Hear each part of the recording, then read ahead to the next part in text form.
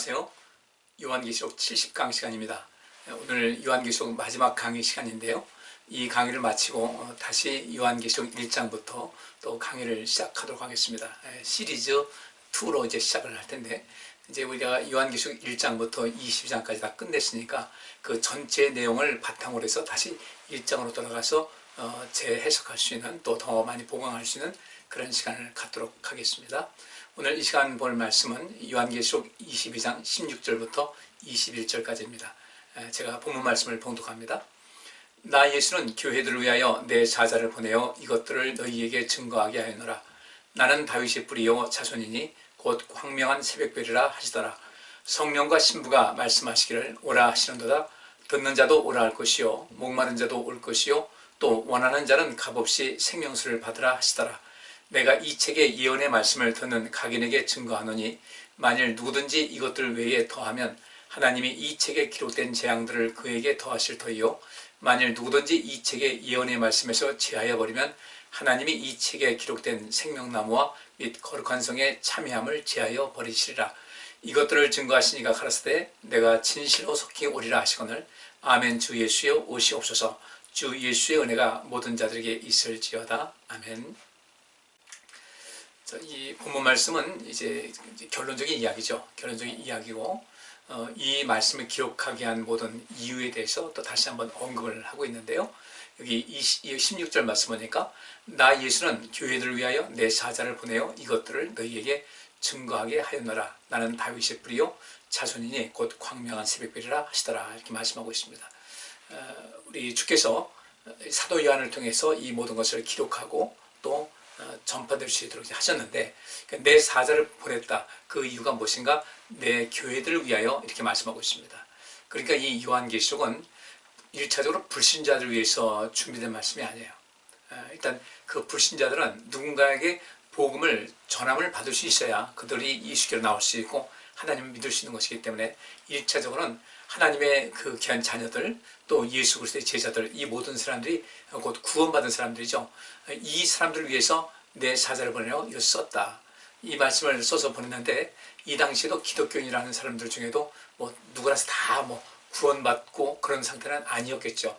아직까지 구원에 이르지 못했던 그 기독교인이라는 사람들, 이 말씀을 보고 하나님께 가까이 나오고 예수님을 온전히 믿고 따르라는 것을 이제 목적해서 이 말씀을 쓰셨는데, 바로 교회들을 위했다는 것은 1차적으로 하나님에 있는 모든 백성들, 그들이 이제 예수를 믿기로, 하나님을 믿기로 작정을 하고 나왔는데 그 중간에 도태되지 않게, 타락하지 않게, 또 탈락되지 않게 하고자 하는 주님의 뜻이 담겨 있는 것이죠. 제가 자주 말씀드리지만은 구원은 완성되어지는 것이 완성된 것이 아닙니다. 근데 우리가 보통 그렇게 얘기를 해요. 우리가 흔히 퍼져 있는 얘기입니다. 누군가 얘기할 때, 당신 구원받은 확신이 있습니까? 구원받았다고 믿습니까? 라고 할 때 이게 굉장히 좀 조심스러운 질문이기도 하고, 대답도 우리가 분명하게 해야 되는데, 우리가 분명히 예수 믿는다고 하죠. 믿는다고 하는데, 우리가 앞으로 갈 모든 길이 그리 쉽지만은 않은 길이라는 거예요. 물론 쉽지 않다고 해서 어려워서 아무나도 못 간다, 그런 것이 아니죠. 그 길은 좁고 또 협착해서 또 문도 좁아서 그 길을 가는 데 있어서 우리가 많은 과정을 거쳐야 된다는 거예요. 바꿔 말하면 우리가 예수 믿고 구원받는 그런 모든 그 기회는 이 세상 모든 사람들, 이 땅에 태어난 모든 사람들에게 똑같이 열려 있습니다. 누구라서 처음부터 이 사람 안 되고 이 사람 되고 그런 것이 아니에요. 잘못된 예정론, 칼빈의 그 예정론에서 잘못 해석하니까 하나님께서는 이미 구원받은 자를 따로 정하셨고 구원받지 못할 자를 따로 정하셨다. 이렇게 되니까 그러면 내가 구원받지 못한 걸로 작정이 되었다면 내가 이렇게 열심히 한다고 해서 무슨 소용이 있겠냐, 이런 회의감도 들 수가 있는 것이고요. 그래서 이런 그 예정론 자체를 잘못 해석해서 또 이 세상에 또 많은 그 잘못된 뿌리를 내는 경우가 많이 있었어요. 근데 그런 것은 아니고, 오늘 이 본문 말씀을 통해서 알듯이 누구든지 저를 믿으면, 요한복음 3장 16절에 있는 말씀이죠. 누구든지 저를 믿으면 멸망치 않고 영생을 얻는다. 모두에게 문은 열려 있는데 마지막 그 구원의 그 관문을 통과하는 데서는 심사가 엄격하다는 거예요. 이 사람이 과연 생명의 길을 걸었는가? 이 사람이 구원의 길을 걸었는가? 아니면 넓고 편하다고 해서 생명의 길이 아닌 그 잘못된 길을 걸었는가? 그렇다고 해서 아주 불신자도 아니고 예수 믿는다고 하고서, 하나님 믿는다고 하면서 주님께서 말씀하신 생명의 길은 이 길이다 하신 그 길 말고 넓고 편안한 그 길을 인간들에 의해서 임의로 그 개조된 그런 분, 또 임의로 이렇게 모든 편성된 그런 모든 길, 이런 길을 가면 안 된다는 거예요. 그래서 여기 있는 말씀은 여전히 이 당시, 이 말씀이 기록된 당시에는 기독교에 대한 핍박이 많이 있었고, 그 핍박이라는 것은 지금 이 시대는 그 로마 시대에, 이 말씀이 기록된 당시에 로마 시대는 그야말로 육체적인 그런 그 생명까지 위협할 정도로 핍박이 있었지만, 지금 우리가 살고 있는 이때는 또 다른 바알의 모습이죠. 바알의 모습을 해서 바알적 사고를 갖고 일생의 어떤 권력이나 힘이나 물질이나 이런 모든 것에 관심을 가지면서 하나님을 멀리하는 사람들이 많으니까, 과거의 핍박 못지않게 오늘날 이 시대의 바알적 사고가, 사단이 조종하는 그 바알적 사고가 이 시대의 많은 그리스도인들을 또 침투하고 있는 것이 사실이거든요. 그래서 이런 모든 사람들 흔들림 없이 그 구원의 길을 걸으라는 그 의미에서 우리 주님께서 내 사자를 보내어서 천사도 보내고, 그래서 또 이 천사를 인도함 받아서 요한이 모든 것을 봤고 주께서 하신 말씀을 들은 것을 이제 기록한 것인데, 바로 그런 목적에서 1차적으로 예수 믿는 사람들이 온전해야 그들이 구원받고 그 다음에 또 다른 사람에게도 복음을 전해서 그때 생명의 자리로 초청하지 않겠습니까? 바로 그런 목적에서 이 말씀이 기록이 된 것이고요. 근데 여기서 이 말씀을 주신 예수님께서는 어떤 분인가 봤더니 나는 다윗의 뿌리요 자손이니 곧 광명한 새벽별이라 하시더라 그랬습니다. 여기서 이 다윗의 뿌리가 무엇인가 좀 보실 필요가 있어요. 요한계시록 5장 4절부터 5절 보니까 이 책을 펴거나 보거나 하기에 합당한 자가 보이지 않기로 내가 크게 울었더니 장로 중에 하나가 내게 말하되 울지 말라 유대 지파의 사자 다윗의 뿌리가 이겼으니 이 책과 그 일곱인을 떼시리라 하더라 그랬어요. 이것은 그 요한계시록에 나오는 일곱 인, 일곱 나팔이 총 나오지 않습니까? 근데 역시 처음 일곱 인은 그 책에 있는데, 일곱 인인데 첫째 인, 둘째 차인데 그 인봉을 뗄 자가 없어가지고 사도 요한이 막 슬퍼서 울었어요. 이때 울어서 장로 중에 하나가 말하기를 울지 말라 유대 지파의 사자 다윗의 뿌리가 이겼다. 다윗의 뿌리가 누구겠어요? 예수님이죠. 그러니까 오늘 16절에 나는 다윗의 뿌리요 자손이니 곧 광명한 새벽별이라 하시더라 하는 이 말씀은 예수님을 말씀하고 있는데, 그러면 예수님께서 다윗의 후손이었다라는 그런 그 개념, 이것보다는 다르게 보셔야 돼요. 나는 다윗의 뿌리요 자손이라는 것은 두 가지 의미가 있습니다. 다윗의 뿌리라는 것은 다윗이 있기 이전에, 다윗의 존재 이전에 그 다윗을 존재하게 한 분이 바로 예수님이라는 거죠. 그 뿌리에서 다윗이 났다면은, 근데 다윗의 뿌리라고 했으니까 다윗 이전에 그 존재하신 분을 말하고 있어요. 예수님은 다윗이 유다 자손이 한 것 같이 다윗이 또 이스라엘 역사 전체를 통해 볼 때 가장 뛰어난 왕이어서 승리를 상징하는 그런 것 같이, 다윗의 뿌리라는 것은 바로 이것도 다윗의 뿌리로 다윗의 자손이라는 것은 이 모든 이 세상을 창조하신 분으로서 하나님께서 이 세상을 구원하시고자 하는 그런 모든 계획 속에서 그 다윗을 세우셨는데, 그 다윗의 뿌리, 다윗이 있게끔 하신 분이 우리 예수님이라는 것이고, 또 다윗의 후손이라는 것은 무엇이겠습니까? 예수님께서 육신을 입고 이 땅에 오셨기 때문에 그 유대 지파 다윗의 혈통을 통해서 예수님께서 나셨음을 의미하고 있어요. 여기서 이것을 우리가 알고, 우리 예수님께서는 다윗의 후손이 아니다. 다윗의 후손이라는 것은 육신을 입고 오신 것 때문에, 다윗의 자손 후손이라는 것은 육신을 입고 오셨기 때문에 그것을 말하는 것이고, 다윗의 뿌리를 하되 다윗이 이 땅에 존재하게 한 그분이다라는 것을 우리가 아셔야 돼요. 그래서 여기 다윗의 뿌리라 하시면 다윗의 근본이심을 나타내는 것이고, 자손이라면 예수님께서 하나님의 아들이시지만 세상을 구원하시고 죽은 자를 살리기 위해 육신을 입고 이 땅에 오셨다는 것을 의미한다, 이렇게 보시면 되겠습니다. 그 다음에 17절 말씀에 성령과 신부가 말씀하시기를 오라 하시는도다. 듣는 자도 오라 할 것이요 목마른 자도 올 것이요 또 원하는 자는 값없이 생명수를 받으라 하시더라 그랬어요. 여기서 성령과 신부가 말씀하셨다 그랬는데, 여기서 우리나라 말로 이렇게 번역하다 보니까 성령과 신부가 말씀하셨다고 할 때 존칭 아니겠습니까? 근데 영어에서는 존칭이 없죠. 존칭이 없고 sir라든지 이런 그 선생님이라고 하든지 높임말은 그런 것은 있지만, 호칭은 있지만 이 문장 자체는 이제 그 높임말이 없지 않습니까? 그래서 여기서 성령과 신부가 말씀하시기를, 그 신부는 과연 누굴까? 우리가 예수님이 신랑이고 우리 신부로서 이제 묘사되고 있지 않습니까? 그래서 여기서 성령님은 여전히 잘 아시고요. 그 여기서 말하는 신부는 무엇일까? 구원받은 모든 백성들이죠. 이미 하나님 나라에 들어가서 여기서 새 하늘과 새 땅, 그 다음에 거룩한 성 새 예루살렘에 있는 그 사람들을 말하고 있는 것이니까 성령과 신부가 말씀하시기를 할 때 여기서 굳이 말씀하셨다라고 높임을 쓴 것은 우리보다 일찍 세상에 와서 우리보다 먼저 하나님 나라에 들어간 이런 모든 사람들에서 얘기하니까 존칭할 수 있다고 하겠지만 이건 존칭은 조금 우리가 좀 그것을 반드시 성령님과 동격에서 성령님과 신부가 동격이어서 높임을 쓰는 것은 아니고 여기서는 성령께서 말씀하시고 신부가 말하기를 이렇게 하는 것이 좋지 않겠나 싶은 생각이 듭니다. 그래서 성령과 신부가 말씀하시기를 오라 하시는도다. 듣는 자도 오라 할 것이요 목마른 자도 올 것이요 또 원하는 자는 값없이 생명수를 받으라. 이사야에서도 이 말씀이 있는데 여기도 그 기록이 하고 있어요.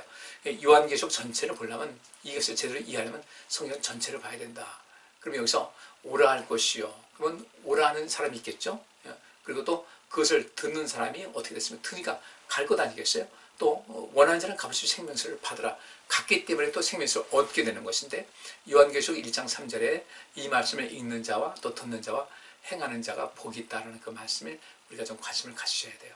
여기서 뭐 읽는다는 것은 지금같이 우리가 개인적으로 성경 읽는 것이 아니라 성경을 교회에서 성경을 읽어주는 사람을 말하고 있습니다. 그래서 성경이 많지가 않으니까 그런 사람들 또 그 말씀을 읽는 것을 들은 사람들 또 읽는 것을 들은 다음에 그 말씀을 행하는 사람이 복이 있다 이 말씀을 하고 있습니다. 구원받은 사람들이 이 얘기를 하는 거예요. 성령과 신부가 말씀하시기를 오라 하시는도다. 듣는 자도 오라 할 것이요 목마른 자도 올 것이요 또 원하는 자는 값없이 생명수 받으라. 이 말씀은 이제 새 하늘과 새 땅에 대해서 거룩한 성세 예루살렘에서 그 상황에 대해 이야기를 하고 있지만 지금 앞으로 이 말씀을 기록할 당시에는 많은 그리스도인들이 이 선교의 사명은 다른 것이 아닙니다. 생명 사역을 선교 사명이라고 보는 거예요. 그러니까 선교라고 할 때 무조건 외국 나가서 뭐 전파하고 그런 것이 아니라 선교라는 것은 생명을 살리는 그 사역이 선교 사역이 되는 겁니다. 이 일을 이제 계속해서 해야 될 것을 말씀을 하고 있어요. 여기서 성령과 신부에 대해서 제가 좀 더 말씀드리면은 사도행전 1장 8절 보니까 오직 성령이 너희에게 임하시면 너희가 권능을 받고 예루살렘과 온 유대와 사마리아와 땅 끝까지 이르러 내 증인이 되리라 하시니라 그랬어요. 성령께서 임하십니다. 성령께서 이 땅에 강림하셔서 누군가의 성령이 임하시면 그 성령을 받고 또 능력 받습니다. 그리고 하는 것이 무엇이냐면 내 증인이 될 것이다 라고 말씀하고 있는 거예요. 그러니까 성령님께서 임재하심을 통하여 우리 하나님 믿는 백성들이 성령 충만해서 증인되는 것인데 그래서 성령과 신부가 말씀하시기를 오라 했을 때 우린 같이 우리 성령님과 더불어 함께 동역을 하는 그런 가운데 있다. 물론 동역한다고 해서 동등한 위치는 아니죠. 성령께서 우리에게 능력을 던집해 주시고 힘을 주시고 강건케 하시고 우리는 그 능력 받아서 복음을 증거하는 것이기 때문에 이건 성령께서 우리를 통해서 오라고 하시는 것이고 오라고 외치는 것이죠. 또 우리도 이렇게 오라고 외치는 거예요. 여기서 성령께서 누군가에게 임했을 때 그 사람은 그리스도의 신부로 묘사되고요. 헬라 문화에서 신랑과 신부의 상징은 구원자와 인간과의 관계를 나타내기 위해서 사용했어요. 헬라 문화는 그 헬라 문화가 그렇습니다. 헬라 문화가 그렇다 보니까 헬라 문화에 맞는 상황 속에서 이 말씀이 전파가 된 거예요. 뭐 헬라에 얼마나 많은 신이 있었습니까? 그 많은 신들이 있는 데서 그렇게 신은 또 여기 있는 대로 신랑 또 이 인간은 신부로 이렇게 묘사가 됐어요. 그렇다고 해서 이방신들은 존재하지도 않는 무의 상태인데 그렇다고 해서 그들이 뭐 신이다 이런 건 아니고 그들의 그 일반 생활 문화적인 그런 바탕 속에서 신랑과 이 신적인 관계에서는 신랑과 신부의 관계는 구원자와 인간과의 관계를 나타내기 위해서 사용됐다. 그래서 그런 면에서 이제 우리가 성경에서 예수님께서 신랑으로 묘사되고 있고 또 우리를 신부로 묘사하고 있는 이유가 바로 거기 있다는 것을 아시면 되겠습니다. 그리고 성령님은 예수님께로부터 보내졌죠. 우리 예수님 그 제자들도 예수님께로부터 보냄받은 사람이라는 공통점이 있습니다. 그렇기 때문에 여기서 성령과 신부라 이렇게 이야기하는 것을 아셔야 되고 또 미가서 4장 2절 보니까 곧 많은 이방이 가며 이르기를 오라 우리가 여호와의 산에 올라가서 야곱의 하나님의 전에 이르자 그가 그 도로 우리에게 가르치실 것이라 우리가 그 길로 행하리라 하리니 이는 율법이 시온에서부터 나올 것이요 여호와의 말씀이 예루살렘에서부터 나올 것입니다. 하나님의 말씀이 하나님께로부터 나왔어요. 또 율법이 그 하나님께로부터 나왔고 율법은 시온에서 이스라엘 백성들에게 먼저 전수가 되고 그것을 통해서 반포가 됐기 때문에 우리 하나님 믿는 백성은 끊임없이 많은 사람들에게 오라고 초청할 수 있어야 돼요. 요한계시록 오늘 이 본문 말씀도 마찬가지죠. 성령과 신부가 말하기를 오라 이렇게 하듯이 우리는 끊임없이 구원 초청을 하는 역할을 해야 되는데, 구원 초청을 말로만 하는 것이 아니라 우리 삶을 통해서 하나님의 영광을 나타낼 수 있어야 되고 하나님의 선하심을 나타낼 수가 있어야 되고, 그런 가운데서 많은 사람을 그리스도에게로 인도할 수가 있는 것이죠. 고대 그 유대교인들이 여전히 그들도 선교활동 많이 했어요. 근데 예수님께서 오시기 전에도 유대교인들은 그렇게 했고 또 초대교회도 그렇게 했거든요. 그리고 그 당시에 많은 사람들이 주께로 돌아오게 된 그런 과정에서 어떤 방법을 썼을까 했을 때, 이 지금 말하면 사회복지 차원에서의 그 손길이 많은 사람들에게 감동을 줬고 많은 사람들을 불러오는 그런 역할을 했습니다. 우리가 이제 그 역할을 꼭 하셔야 돼요. 성령이 임했을 때 그 두 군데 나오죠. 두 군데 그 많은 사람들이 뭐 나누고 베풀고 또 공유하고 또 집 있는 사람들 받은 사람들 따라 팔고, 그때 허다한 사람들이 많이 모여왔고 그 다음에 핍절한 사람이 없었다는 이 특징이 있는데, 여러분 우리가 이 일도 우리가 본격적으로 주의를 감당할 때 그냥 말로만 예수님이 그 구원받지 사는 것이 아니라 그들에게 뭔가 감동을 줄 수 있고 뭔가 그들의 삶 속에 유익을 주는 그런 그 선한 영향력을 행사할 수 있을 때 우리가 진정한 그리스도의 증인이 될 수 있다는 것을 인식하셔야 될 것 같습니다. 18절과 19절 말씀 보니까, 내가 이 책의 예언의 말씀을 듣는 각인에게 증거하노니 만일 누구든지 이것들 외에 더하면 하나님이 이 책에 기록된 재앙들을 그에게 더하실 터이요 만일 누구든지 이 책의 예언의 말씀에서 지하해버리면 하나님이 이 책에 기록된 생명나무와 및 거룩한 성에 참여함을 지하여 버리시리라. 지금도 뭐 요한계시록 그 강의한다고 하면서 이 말 저 말 붙였다 뺐다 하는 사람들 많이 있어요. 특히 신천지가 대표적인 경우고, 그 외에도 이 말씀이 뭐 우리에게는 맞지 않는 것 같아서 뭐 빼버리고 어떤 것도 뭐 더 첨가하고, 이건 좀 굉장히 조심할 필요가 있습니다. 그래서 이 말씀 외에 더하면 하나님이 이 책에 기록된 재앙들을 그에게 더하실 것이다. 빼버리면 생명나무와 및 거룩한 성에 참여함을 제하여버릴 것이다. 생명나무와 거룩한 성에 참여함을 제하여버린다는 것은 이미 거기 일단 지금 현재로서는 거기에 포함되어 있다 할지라도 나중에 잘못하게 되면 그 이름에서 제해버린다는 거예요. 그래서 제가 여러분들에게 구원은 완성되는 것이지 완성된 것이 아니라는 것을 말씀드리는 이유가 거기 있어요. 우리가 끝까지 가야 됩니다. 끝까지 가야 우리가 온전함을 누릴 수가 있어요. 끝까지 가야 내가 아는 겁니다. 우리가 그런 마음을 꼭 가지시고 마지막까지 이 하나님 말씀을 더하거나 빼거나 하지 말고 이 말씀이 있는 대로 우리가 잘 받아들이고 그 말씀을 실천하는 우리의 삶을 살아갈 수 있기를 바랍니다. 20절 말씀 보니까 이것들을 증거하시니가 가라사대 때 내가 진실로 속히 오리라 하시거늘 아멘 주 예수여 오시옵소서, 이렇게 요한은 이제 응답을 합니다. 내가 진실로 속히 오리라. 근데 그 이것들 증거하신 분이라고 할 때 이 증거하다는 것이 마르티레오라는 단어가 어떤 뜻이냐면 증언하다, 증인이 되다, 확증하다, 선언하다, 호의적으로 말하다. 요한계시록은 우리에게 겁을 주고 뭐 두려움을 주는 그런 내용은 아니에요. 물론 거룩한 두려움은 갖고 있어야 되겠죠.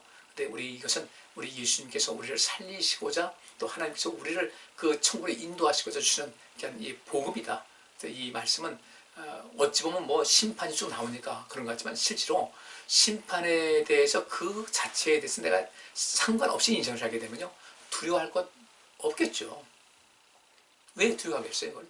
그래서 이 말씀은 우리가 주님께서 이미 말씀을 주실 때 증거하실 때 호의적으로 말씀하셨다는 것을 알고 이것을 아멘으로 받아들이시고 이 말씀을 대로 살아가는 모든 것에 대해서 아주 즐거움을 갖고 감사함을 갖고 힘있게 살아가야 될 줄 믿습니다.